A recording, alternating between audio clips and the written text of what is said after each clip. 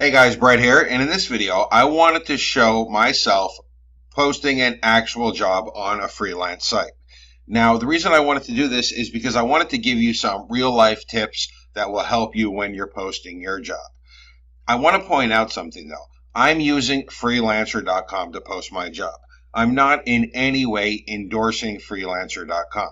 You can use any freelance site that you want. As a matter of fact, you should probably try a couple of different freelance sites. I don't want people to limit themselves to one group of people and one group of potential providers. I want people to search around. I want them to use the different freelance sites and see which one they like best.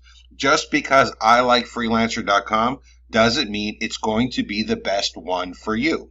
And in the end, they all provide the same services. So you should find the one that works best for you and that you enjoy using the most. Okay, with that little bit of a disclaimer, I'm going to go ahead and I'm going to post my job on freelancer.com. Now, I'm going to get a WordPress plugin developed. So for the project name, I'm going to type in WordPress plugin. Now, this is a one-page WordPress plugin. It's going to do a very simple thing. I'm actually going to get a coder to emulate one of my own WordPress plugins. I want somebody to create a WordPress plugin that is going to allow people to enter code into the plugin, and then it will automatically put that code on every page and every post of their website. So this way people could put in retargeting code and it will be on all the pages of their website, or they can put pop-up code and it will be on all the pages of their website. I've actually written code like this myself. And honestly, this is a simple software. This is not something that I would sell or launch. It's something that I would use as a bonus or a giveaway. I'm just using this as an example project. Okay, so I'm going to go ahead and enter in my project name.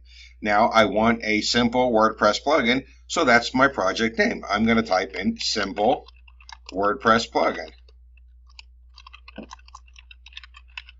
Always just be clear with your project names. I mean, don't overthink stuff, but just be clear. Just say what you want with your project name. So it's going to ask me to describe the project. So what I need to do is describe the plugin that I want people to create.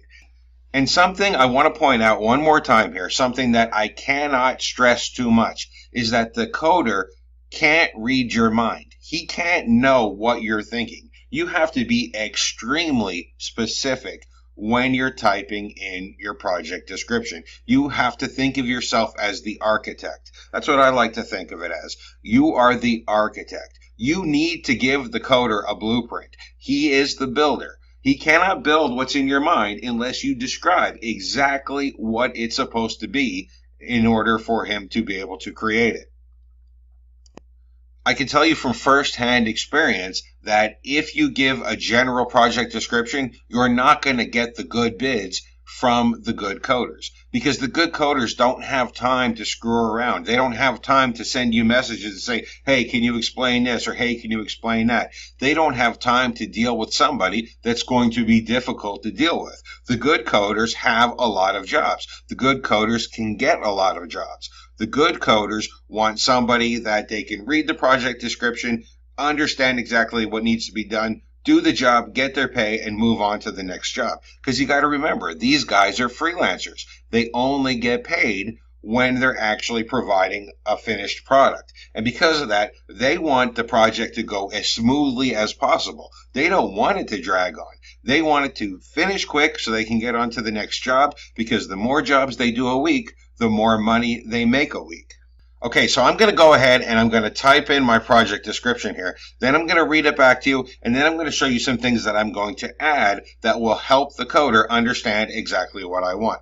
So let me go ahead and pause this video while I type in my description, and then I'll come right back.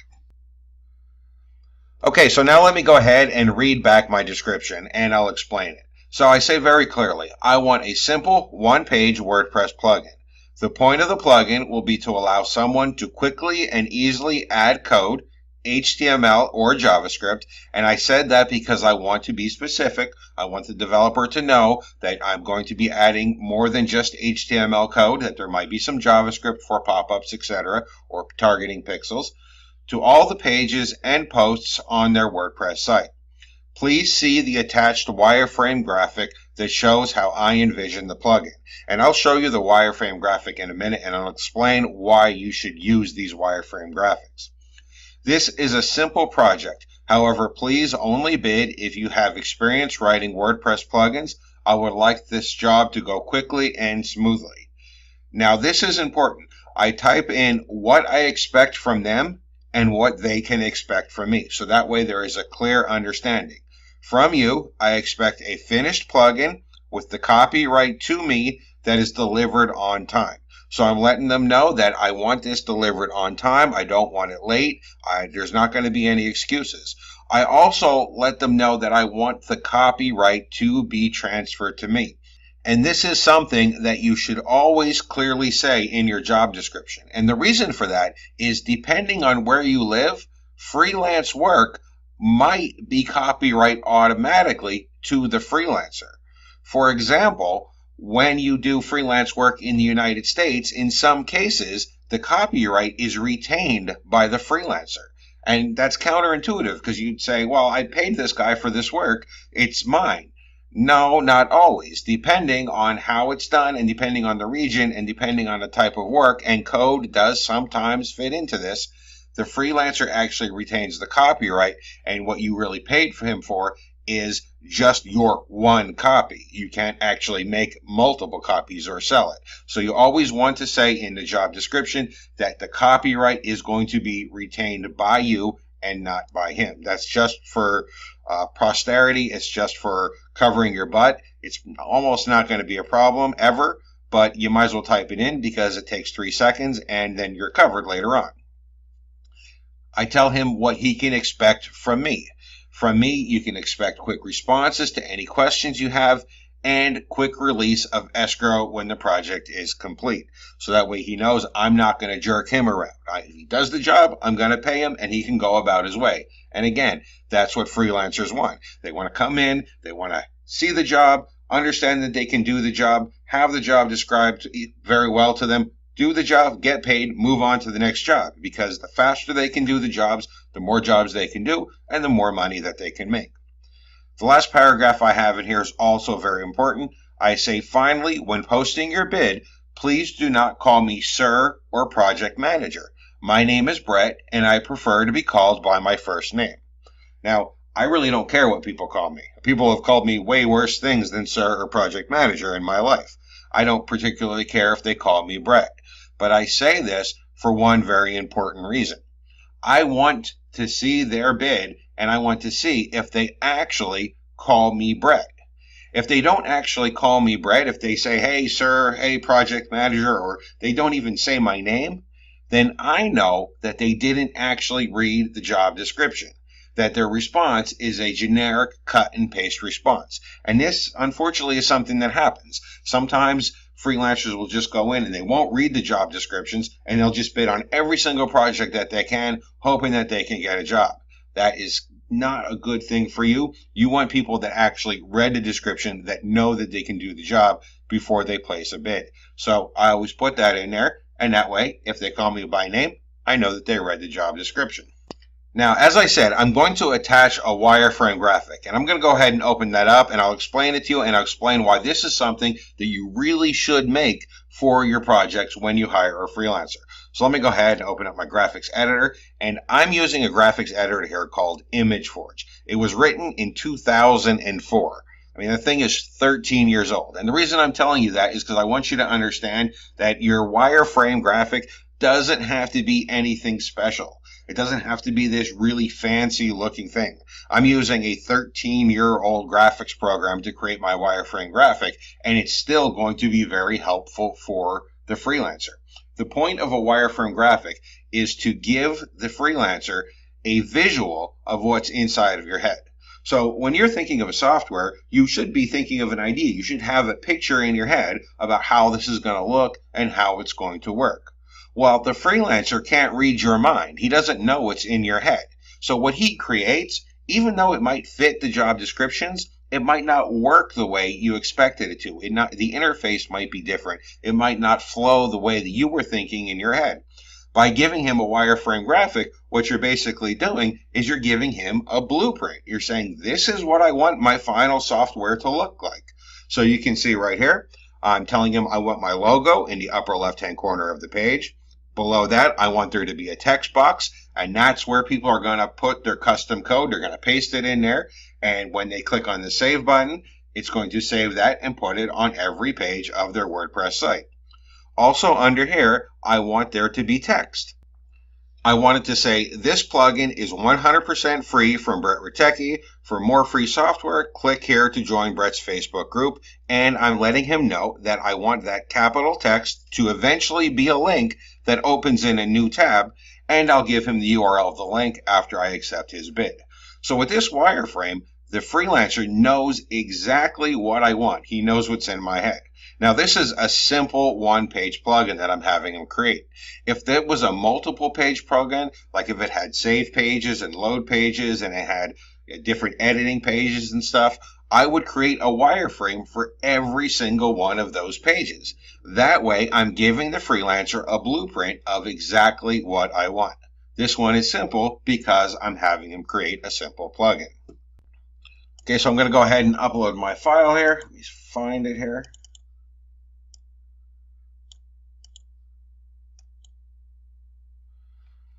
Now, freelancer.com asks what skills are required. And you can see they've automatically filled them in for me. It's gone through my description and it's automatically filled in the skills. And these are general skills that pretty much everybody that's coding web-based software is going to have. They're going to have PHP experience. They're going to have JavaScript experience. They're going to understand HTML and CSS. And of course, since this is a WordPress plugin, freelancer.com automatically put in WordPress as a skill. Okay, so the next thing that really needs to be concerned about, and this is going to be regardless of which freelance site you're using. You're going to have to decide, do I want to pay a fixed price or do I want to pay by the hour? Paying by the hour sounds exciting. It sounds like, oh, cool, I'll only pay for every hour that the freelancer works. I'll only pay for what he works. The thing is, even though you can pay a freelancer by the hour and you'll only pay for hours that he's actually working on your project, you don't know if he's working at his maximum capacity. When you're paying by the hour, maybe the freelancer can type faster. Maybe the freelancer can write code in a faster way. There's multiple ways to write code that does the same thing. There's quick and efficient code, and there's the long and drawn out way to write code. And there's everything in between. So when you're paying by the hour, you think, okay, cool, I'm only paying for what the guy's working. But is he working the best that he can be working? Or is he taking his good old sweet time to jack your price up? The analogy that I like to use is when you go to a strange city and you get in a cab and you tell the cab where you want to go, that this is the address for my hotel. You always have to wonder, did the cabbie drive straight to the hotel? Or did he take you on a tour through the city to get you to your hotel in order to raise the fare up?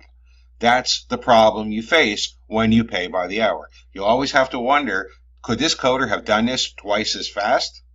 Or did he take his good old sweet time and do things the long, hard, drawn-out way in order to get the price as high as possible? Because of this, I strongly suggest that people pay a fixed price. You want to pay a one-time price. There's no surprises. It's nice and clear and easy. You say to the coder, this is what I want. The coder says, I'll do it for this amount. You say, okay. There's a meeting of the minds. He does the work. You pay the money. No surprises, no problems. It's what you see is what you get. Always, always pay a fixed price. Never pay by the hour. You're not going to make out better paying by the hour, and you might actually get some big surprises. When you pay a fixed price, there's going to be no surprises as long as you don't change the scope of the project. If you change the scope of the project, then you do have to adjust the price. But if you don't change the project scope, there won't be any surprises, and what you see is what you'll get. What you pay is what you'll pay. Okay, it's going to ask me for my estimated budget, and I'm going to tell you right now, it's difficult to estimate the budget. No matter who you are. For me, it's a little easier because I have a ton of experience. For people just getting started, they don't know what to pay. They don't know how long something's going to take. I will tell you this. The vast majority of projects that you're going to be getting, especially if you're doing a WordPress plugin, is going to be a very small project. What Freelancer.com calls a very small project. It's going to be priced between $250 and $750. Now, the other freelance sites might call this a different thing, or they might have different price ranges, but between $250 and $750 is a very small project. And honestly, a WordPress plugin is a very small project. Even if it's a more complicated WordPress plugin, it's still a very small project in coding terms. I'll tell you guys all a little secret. 99% of the software that I've written and released in this space are small projects. Large projects are software that have teams of developers that have, millions of lines of code. Most of the software that you're seeing in the IM space is going to be small projects or very small projects. Now, I know that this is a particularly easy WordPress plugin. I mean, it is just a one-page WordPress plugin. It does one very simple thing. So I'm going to say this is a simple project and that the budget is between $30 and $250. If it was more complicated, I would probably pick the $250 to $750 range. Let me go ahead and pick simple project between $30 and $250. Freelancer.com is going to ask me if I want to do any of these optional upgrades. I'm going to tell you a secret, guys. This stuff is nonsense. You don't need any of this. It's generally free to post a job on these freelance sites, and sometimes they'll give you upgrades. And like, you want your listing to stand out, or do you want somebody to help you like this? Do you want a recruiter to help you find an expert? You don't want to do any of that stuff. They will come to you. The freelancers are on these sites scouring around every day looking for jobs. They will come to you. Don't worry about that. So I'm going to go ahead and post my project. Okay, so I paused the video for about 5 minutes and then I restarted it again. And what I want you to see here is I'm already getting proposals for my job that quick. And again, this is because there are thousands of coders there. They are fighting for my business. And they know that the first one to bid, or the first couple to bid, are the ones that have the greatest chance of me picking them. I'm probably not going to pick somebody that bids 2 weeks from now. So these guys are fighting right now to get my business. So I don't want to advocate Freelancer.com, but I do want to show you a little bit of the things in these bids. Again, it might be different if you use a different freelance site, but you can see the price range that I'm getting. So the average price range that I'm getting is about $175, which is, it's a little bit high, but if I get the job done quickly, it's not so bad. $175 for a plugin that I can give away, that I can use for a bonus, isn't so bad. A slightly more complicated plugin, of course, would cost a little bit more.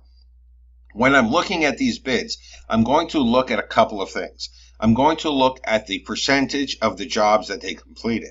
So this guy completed 99% of his jobs. He's got 136 reviews. He's got a 5-star rating. This is the stuff I want to look at. Now, people aren't always going to have 100% job completion. They're not always going to have 99% job completion or 98% job completion. If you see somebody with, say, this guy right here, for example, 96% job completion, you might think to yourself, well, that's kind of bad because other people have 99 and other people have 100%. That's not necessarily a bad thing, though, because it could have been that his job wasn't completed because the other guy backed out. Maybe the person hiring the freelancer backed out. Maybe he said he doesn't want to do the project anymore. Maybe he asked to cancel. Maybe they just didn't work well together. And maybe they mutually decided to cancel. So as long as you see somebody with 95 or greater, you're in pretty good shape. Also, you should look at the ratings that people have. Freelancer.com uses a 0 to 5 rating. And you can see I'm getting a lot of 5 ratings, a lot of 4.9 ratings. Generally speaking, you're going to get a lower bid from people who are rated lower because you're taking a bit of a risk on them. Something I do want you to watch out for is something that could be a trap, though. You can look at this person right here. This person bid $30. They have 5 stars. They've done 32 reviews, and they've completed 91% of their jobs. Now, this bid is very low. $30 is very low, but also their job completion is kind of low. 91 means 9% of their jobs, almost 1 out of 10, never got completed. So at this point, you have to ask yourself a question. How important is it that you get your job completed right away? If you need your job completed quickly, then you probably don't want to hire this guy because he might not complete the job. Now, if he doesn't complete the job, you're going to get your money back, but you've wasted a lot of time.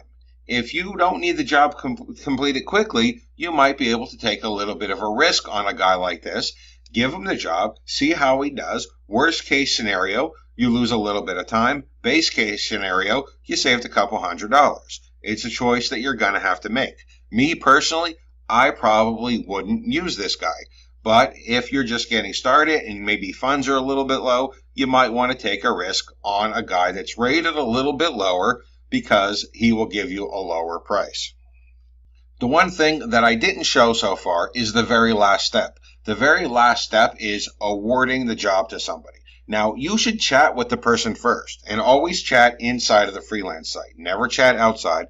Always chat inside of the freelance site. Make sure that they understand the job. Make sure they understand the deadline. Make sure that you are comfortable hiring that person. Once you're comfortable hiring somebody, once you're comfortable with their price and with their chat that you had with them, you can go ahead and award the job to them. When you award the job to them, you're going to have to escrow the full price of the job. The freelance site will then hold that money until the job is completed, until you mark it complete, and then they will release it to the worker after the project is delivered to you. And that's all there is to it, to hiring a freelance site. Again, I showed freelancer.com, but there are plenty of other freelance sites as well. You should probably try them all and see which one you like best. But be assured, it's very easy to hire a freelancer. It's not as expensive as you might think. And there are thousands and thousands of freelancers all over the place just waiting for your business. As a matter of fact, they're not only waiting for your business, they're ready to compete and fight for your business.